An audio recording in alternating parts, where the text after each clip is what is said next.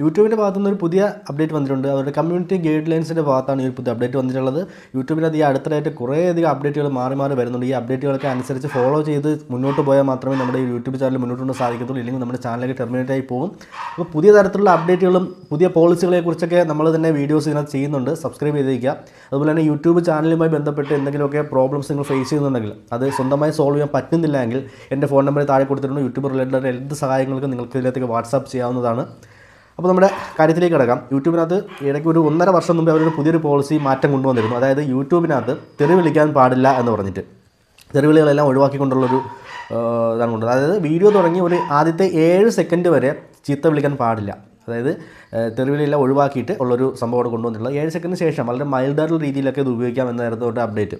എന്നാൽ ഇപ്പോൾ പുതിയൊരു അപ്ഡേറ്റ് പ്രകാരം ഈ ഒരു ക്രൈറ്റീരിയ, അതായത് ഈ ഒരു നിബന്ധന എടുത്തു കളഞ്ഞിരിക്കുകയാണ്.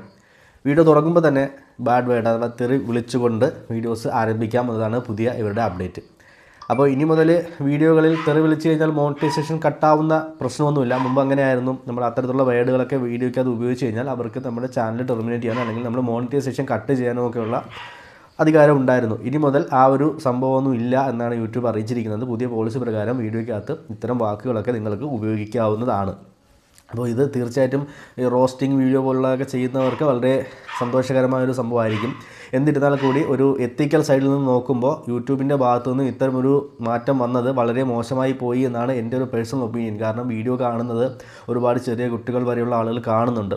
അപ്പോൾ യൂട്യൂബ് വീഡിയോസ് റെക്കമെൻഡ് ചെയ്ത് അവരിലേക്കൊക്കെ എത്താൻ ചാൻസ് ഉണ്ട്. അവരിതൊക്കെ ഇരുന്ന് കാണും. അപ്പോൾ നമ്മുടെ സമൂഹത്തിന് അത്തരമൊരു മോശം സന്ദേശം കൊടുക്കുന്ന രീതിയിലുള്ള അപ്ഡേറ്റ് ആയിപ്പോയി എന്നാണ് എനിക്ക് തോന്നുന്നത്. കാരണം യൂട്യൂബ് ഒരു സൈഡിൽ നിന്നും എല്ലാ പോളിസിയൊക്കെ ക്ലിയർ ചെയ്ത് വൃത്തിയായി കൊണ്ടുവരുന്നു, മറ്റു സൈഡിൽ നിന്ന് ഇത്തരത്തിലുള്ള മോശമായ രീതിയിലുള്ള അപ്ഡേറ്റുകൾ കൊണ്ടുവരുന്നു. അപ്പോൾ ഇത് എങ്ങോട്ടാണ് പോക്ക് എന്ന് മനസ്സിലാകുന്നില്ല.